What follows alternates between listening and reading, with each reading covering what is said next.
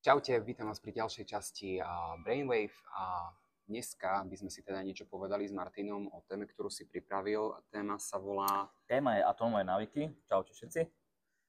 A áno, dneska si poviem niečo o návykoch, prečo sa tak ťažko zbierajú tie návyky, prečo sa tak ťažko udržujú, čo robiť, keď si chceme nejaký návyk osvojiť a nejaké základné veci, teda, aby ten návyk nám aj vydržal aj dlhšie obdobie a nepadol nám za nejaký mesiac. Dobre, myslíš teda návyky, ktoré sú pre život bežný, alebo aj v práci, alebo aký typ návykov myslíš? Táto téma sa dá použiť že na všelijaké návyky, aj presne, že aj súkromné, aj osobné, ak mám niečo v práci, čo by som možno chcel začať a neviem si to udržať, tak kľudne to vieme použiť tieto 4 zákony, ktoré si povieme, tak kľudne aj v tom. A takisto aj v osobnom živote, v súkromí, keď niečo by som chcel doma začať a tiež mám s tým problém, tak takisto sa to dá veľmi ľahko použiť. Takže široko rozsiahla téma s použiteľnosťou na všetko možné. A takže myslím si, že veľmi super vec. Dobre, tak nám povedz atomové návyky. Čo vlastne sú to atomové? Prečo atomové? No, prečo atomové? Pretože väčšinou tie návyky, ak si chceme nejaký návyk že osvojiť, tak aspoň teda čo mám navnímané, tak dávame si tie návyky tak väčšinou, že veľké, že chceme niečo veľké spraviť, proste veľký nejaký zlom, niečo sa naučiť veľké alebo začať niečo veľké. A to je väčšinou aj kameň toho úrazu, že prečo nám to nevydrží, lebo je to až príliš veľké sústo pre nás. A tie atomové návyky vlastne razia takú teóriu, že práve že začať s malými vecami, rozmeniť si to na čo najmenšie, na čo najmenej drobné čiastky, a tieto postupne zlepšovať, tie si uchovať a pokračovať v nich, pretože ak to sčítame, tak nám následne dajú veľký pokrok. A ja uvedem jeden príklad, ktorý to aj potvrdil z praxe, a ľudia majú radi že filmy z podľa skutočnej udalosti, tak jeden príbeh podľa skutočnej udalosti sa stal aj práve v týchto atomových návykoch a cyklistike. A v roku 2003 si jeden britský tím najal jedného športového manažera a ten práve vlastne rázil tú cestu tých atomových návykov, takých tých drobných zlepšení. A on práve tvrdil, že ak všetko rozmieníte na drobné a zlepšíte o 1%, následne to sčítate, tak dostanete veľký pokrok, veľký nejaký progres. No a prečo to spravil tento britský tým, aj tento manažer, lebo vlastne v podstate od roku 1903 žiaden britský cyklista nevyhral Tour de France. Najznámejšie preteky na svete, asi najťažšie. A no, oni to začali teda raziť v tom roku 2003 a začali vlastne robiť také malé zlepšenia, že začali nosiť vyhrievané tie kraťasy cyklistické, urobili ľahšie bicykle, nakúpili nové madrace, aby sa im lepšie spalo, strop na autobus natreli na čierno, aby sa im lepšie spalo, tréning začali mať taký efektívnejší. Proste každú vec, fakt, že snažili sa zlepšiť o 1%. No a o 5 rokov na to vyhral britský cyklista Bradley Wiggins Tour de France, svoju prvú, a o rok na to Chris Froome, už teraz veľké meno cyklistiky, 4-krát za sebou vyhral tieto najslávnejšie a najťažšie preteky Tour de France, a pritom ešte Giro, aj Vueltu, proste ďalšie nejaké. Takže nasledujúce roky, že britskí cyklisti kráľovali cyklistike. Takže práve tieto zlepšenia mali vlastne dopad v tom celkovom globále, že aj vďaka tomu vlastne vyhrali tieto preteky. Aha, takže atomové návyky sa tým myslí, že nie ako atomový výbuch, že je aký veľký návyk, ale práve, že tie malé atómy, ktoré vlastne potom vytvoria reťazovú reakciu k tomu, že sa dostanem k tomu veľkému výbuchu. Áno, že úplne ísť až na úplne drobné, na tie atómy, čiže najmenšia čiastka vo vesmíre, keď sa nemýlim. A ešte kvarky a spolu. Áno, dobre, OK.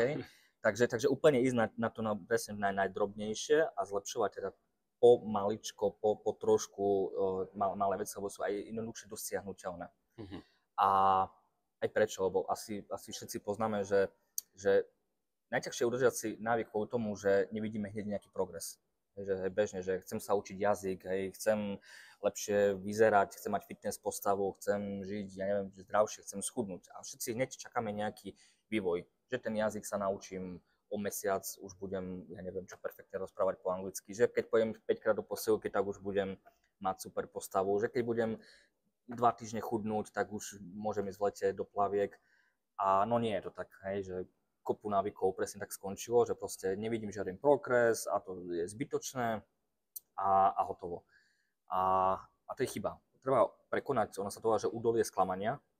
Treba práve túto fázu prekonať a neočakávať, že to hneď porastie, ale práve, že ten progres je lineárny, čiže vydržať v tých malých návykoch a práve potom uvidíme na konci ten výsledok. Banálny príklad, vieš, keby ste si teraz dávali, že od malička možno nás to učili rodičia, že šporiť si do pokladničky korunku za korunkou a no neboli sme milionári, ani teraz nie sme milionári po rokoch, ale keby sme to vydržali robiť možno od, ja neviem, 10 rokov, hej, a v 18 by sme koľko mali už napríklad našetrené. Takže hneď by sme to nevideli o mesiac, ani možno o rok, ale možno o 5 rokov, možno o 10 rokov by už bola tá situácia iná a už by sme možno boli aspoň o trošku bohatší. Vlastne z toho príkladu, čo si uviedol toho trénera, tak tiež to nebolo, že po roku už niekto na tom Tour de France vyhral, ale trvalo to až 5 rokov. 5 rokov, presne ale tak. následne potom už sa to udržalo. Áno. Takže, no a ja mám také 4 typy, také 4 základné zákony, ako teda spraviť ten návyk taký, aby teda bol aj priateľný, aj udržateľný, aby nás aj bavil, aj motivoval, aby sme sa na ňo aj tešili. Tak môžeme si povedať, že čo teda robiť, aby ten návyk bol na furt. Udržateľný.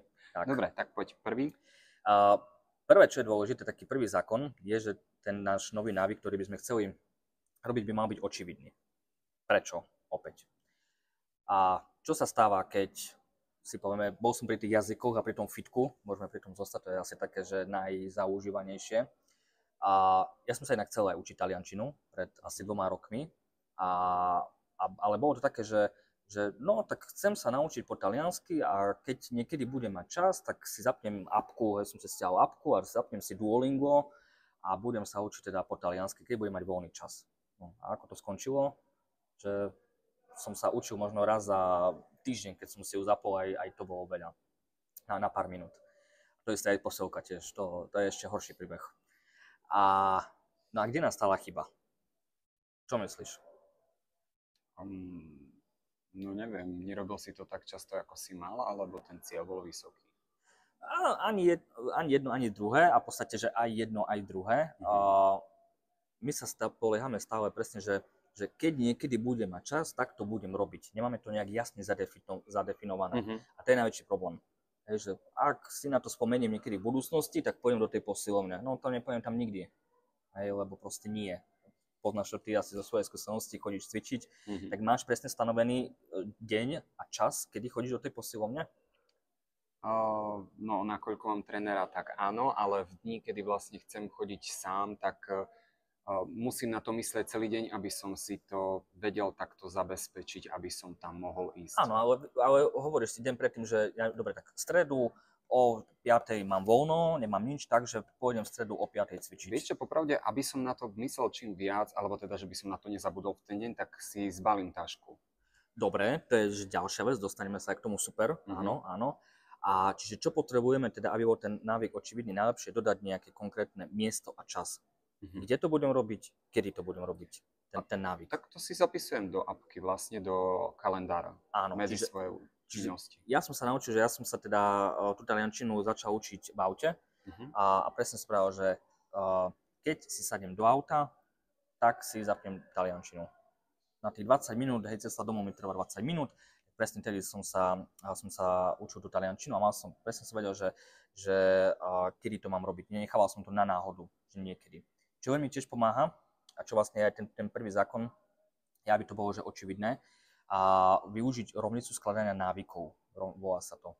A to znamená, že spojiť existujúci návyk, ktorý robíme denne, každý deň napríklad, alebo každý týždeň napríklad, proste nejaký pravidelný návyk a naviazať na to ten nový návyk, ktorý chceme začať robiť. Čiže napríklad ja každý deň cestujem do práce, ráno, večer, že každý deň, keď som sa sadol do auta, tak som si zapol tú taliančinu, ten taliansky podcast a učil som sa 20 minút po taliansky.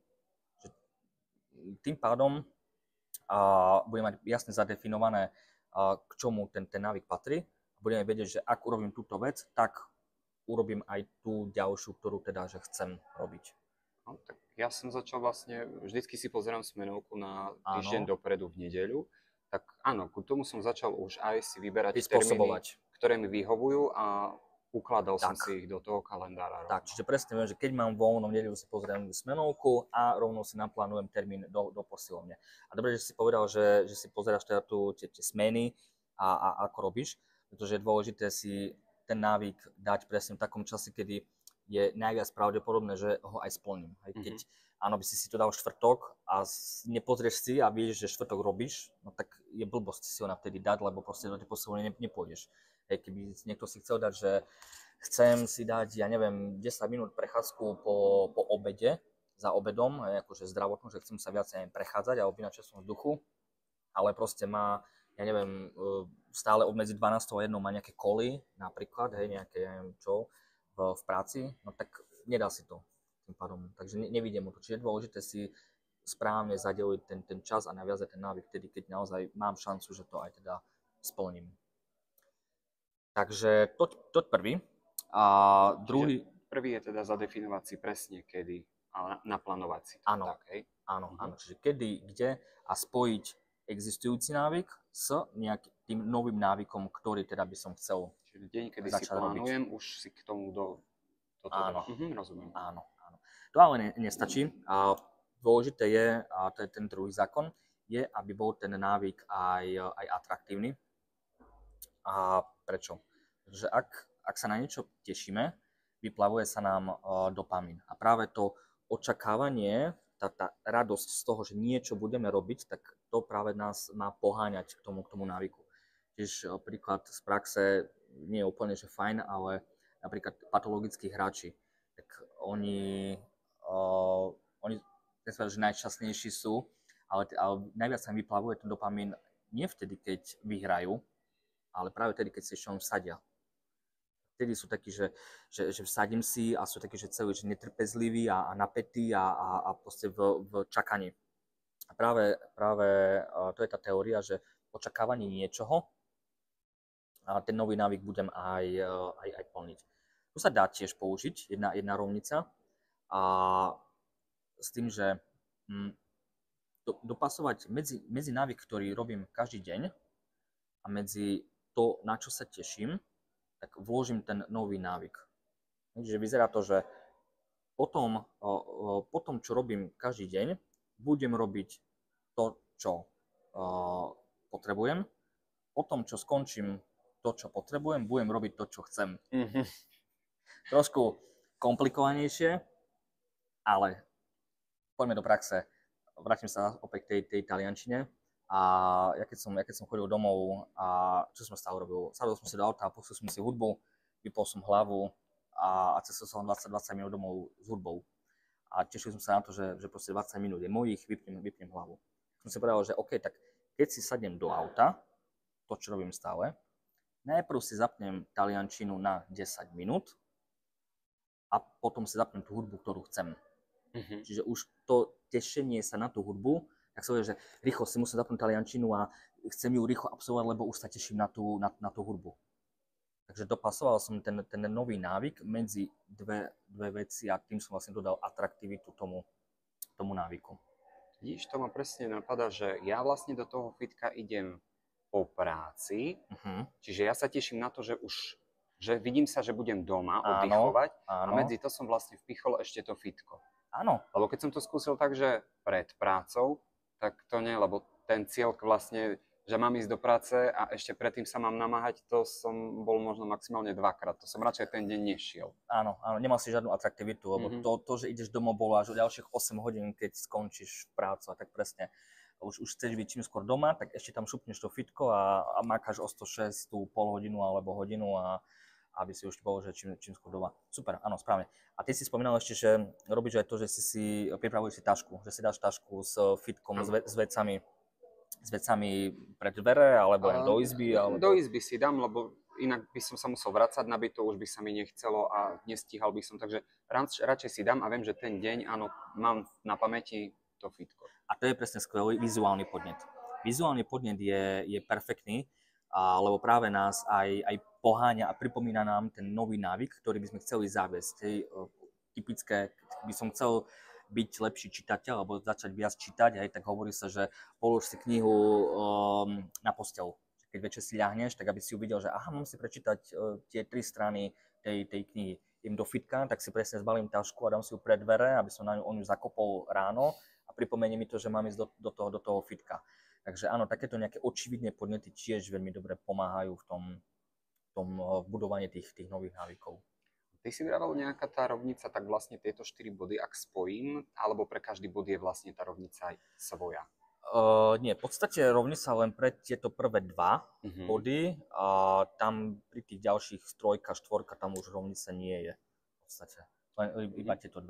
Ale v podstate táto druhá rovnica, že tá atraktivita? To, čo robím každý deň, plus robiť to, čo chcem, plus, ale teda výsledok toho by mal byť, že robím, aby som sa dostal k tomu, na čo sa teším, tak to nám vlastne spája v podstate, že aj prvý bod, aj druhý bod. Aha. Tým pádom. A na to, aby ten návyk nám fungoval, tak samozrejme je potrebné ešte jednu vec a to je práve ten tretí bod a to je, že to musí byť hlavne ľahké. Prečo? Opäť poviem. Lebo nikomu sa nechce robiť nič ťažké. My sme tvorí, že čo najjednoduchšie to ide, tak to spravíme. A ako náhle by bol potrebné prekonať nejaké závratné prekážky, tak už by to bol nejaký problém. A ak by som ja chcel začať viac chodiť do hôr a bývam v Dunajskej strede a chcem chodiť do Tatier každý víkend a potrebujem 3-krát prestúpiť na vlak, pomedzi to ešte 2-krát na autobus, tak asi do tých Tatier nebudem chodiť každý víkend, keď mi cesta zaberie len 3 hodiny času. Takže ten návyk musí byť ľahký. Musí, aby bol teda dosiahnuteľný. V podstate ide o to, že čas v tejto fáze nehrá žiadnu rolu. Možno si pamätáš, že kedysi bola taká teória, že ak niečo vydržíš robiť 3 mesiace, tak si to zautomatizuješ a už to budeš robiť, že nie že stále, ale že už si to osvojíš a už to bude také tvoje vlastné. A za mňa to nie, že úplne funguje, lebo ak niečo spravím 3-krát za 3 mesiace, tak si to nie veľmi asi zautomatizujem, ale ak niečo spravím 100-krát za mesiac, tak už ten druhý mesiac už to bude mať viac automatizované. Tá početnosť tiež hrá svoju rolu. Čiže dôležité je áno, ako často to potrebuješ robiť a práve preto to musí byť ľahké, ten návyk, aby si to mohol robiť, že čo najviac krát, nechcem povedať, že úplne, že každý deň, ale proste čo najviac krát, hej. Ok, do posilky nebudeš asi chodiť každý deň, ale keď tú posilku by si mal mať na druhom konci nejakého mesta a máš tam chodiť pešo, tak tiež by si asi nechodil. A keby si povedal, že chcem začať behať, tak behať môžeš aj, ja neviem, po sídlisku niekde napríklad tam okolo. Takže veľmi dôležité, teda návyk musí byť ľahký a aby sme sa dostali do stavu, že viem, že neviem. Že proste viem, že už to ani nad tým nepremýšľam. Robím to automaticky už tým pádom. Tak ako si sadneš do auta a dáš si bezpečnostný pás. Rovno, hneď. Nepremýšľaš o tom tým pádom. Čiže z atomového návyku sa stane zvyk. Áno, presne tak. A v podstate posledný bod je, že teda ten návyk musí byť samozrejme aj uspokojivý. Uspokojivý pretože potrebujeme nejakú odmenu, potrebujeme sa aj trošku dopriať si, aby sme mali aj tú formu motivácie aj ďalej, aby som to aj zajtra spravil, aj o týždeň, aj o ten mesiac, aj možno o rok. A čiže musí byť nejakou formou uspokojivý. A uspokojivý vtedy, keď máme dobrý pocit pri vykonávaní toho návyku. A ako sa učia malé deti, aby si umývali zuby každý deň? Akým spôsobom sa učia ich rodičia? Možno si spomenieš? Tá pasta je sladká. Áno, presne tak, že pasta bola sladká s jahodovou prichuťou. My sme ju jedli. Dobre, to je druhá vec, áno. A nás potom sa strašilo, že si zalepíme čreva. Áno. A žalúdok. Ale áno, že bola sladká, presne tak, aj s prichuťou, so zlatým prúžkom, s červeným, modrým, bielým, neviem aká ananásová. Presne tak, lebo že neštipe tá pasta a áno, lebo bola fajná, mali sme príjemný zážitok, o nič bielšia tá pasta nie je ako tá klasická, obyčajná, tým, že je jahodová, ale máš pri tom príjemný zážitok, čiže je pravdepodobné, že to budeš robiť aj zajtra, aj pozajtra, aj popozajtra, aj o týždeň. Ale ak máš pri niečom nepríjemný zážitok, že ťa mamina vykarhala za niečo, tak je pravdepodobné, že to už neurobiš. Hej, no, takže nechcem povedať, že úplne, že cukor a bič, ale proste potrebujeme príjemný nejaký zážitok, aby sme to teda vykonávali. Čo je horšie, že nie je ľahké si dať nejakú odmenu v dnešnom čase, ale v dnešných časoch, pretože väčšinou všetko to, čo spravíme teraz, tak nejakú odmenu dostaneme až neskôr. Keď chodíme do práce, tak tá výplata nám príde o mesiac a keď začneme zdravo jesť, tak možno pol roka, neviem, o rok možno pocítime nejaký rozdiel, možno sa dožijeme o 2 roky viac ako niekto iný. A keď chodíš do fitka, tak ako dlho ti trvá, kým vidíš nejaké zmeny na sebe? Dlho. 3 mesiace? Viac? Viac. Záleží samozrejme podľa stravy, možnosti chodiť do toho fitka a tak ďalej, hej, od pohybu, ktorý vám dovoľuje práca alebo nie, ale trvá to. No, preto ja som fitko nikdy nechodil viac ako mesiac, lebo už som čakal hneď po mesiaci nejaký výsledok a ten neprišiel, tak... Tak máš návod, ako sa k tomu dostať. Áno, takže, ale trvá to, proste trvá to. Takže a preto potrebujem nejakú okamžitú, či najlepšie nejakú okamžitú odmenu, lebo bohužiaľ práve tie zlozvyky sú v tom zle, že tam je tá okamžitá odmena i hneď, ale tá neskoršia je tá zlá, že keď teraz by sme saladovali hamburgermi, tak síce je nám super, ale asi by nám nebolo úplne príjemné na druhý deň a možno o týždeň. A tie dobré návyky sú teda že ťažšie. A čo je taká možno forma okamžitej odmeny, je stopovač návykov. Je to, že úplne ľahká vec, ktorá sa dá tiež použiť na že hocičo. A je to nejaká forma zaznamenávania si návykov. Kalorické tabuľky používaš? Áno, ale pri fitku skôr práve, že ten počet opakovaní a nastavovanie si váhy stále vyššie, hej, čiže asi pre mňa je toto práve odmenou, hej. To, keď hovoríš to okamžitou, že už po pár vlastne tréningoch vidím, že už viem viac, hej, buď to viackrát opakovať, alebo tú váhu aj zvyhnúť. Ale si to niekde aj zapisuješ? Áno. OK, super. No a to je práve ten stopovač návykov, že jednak je to nejaký očividný podnet, že vidím, mám to niekde zapísané, pripomenie mi to niečo, že musím makať, musím ísť apka, hej, pri notifikácia, že halo, začni cvičiť, už si 2 dní necvičil. Zároveň vidíš progres, presne ako hovoríš, že kde si bol pred týždňom, kde si teraz a zároveň nejaká forma odmeny. Ja neviem, možno dostaneš nejaký odznačík, hej, možno nejakú formu odmeny, nejaké body za to dostaneš v nejakej aplikácii, zľavu, ja neviem. Hej. Myslím, že toto kalorické tabuľky robia tiež. Áno, presne. Napíšete, že zapíšeš si, čo si jedol, kedy si jedol a tak ďalej a či vidíš presne progres. Takže toto je že úplne super vec. V práci je jednoduchá vec. A ja som mal kolegu, ktorý dohodli sme sa na niečom, mal nejakým zákazníkom ponúkať nejaký produkt a sme sa bavili, že OK, tak dneska proste neviem, že 10 to ponúkneš.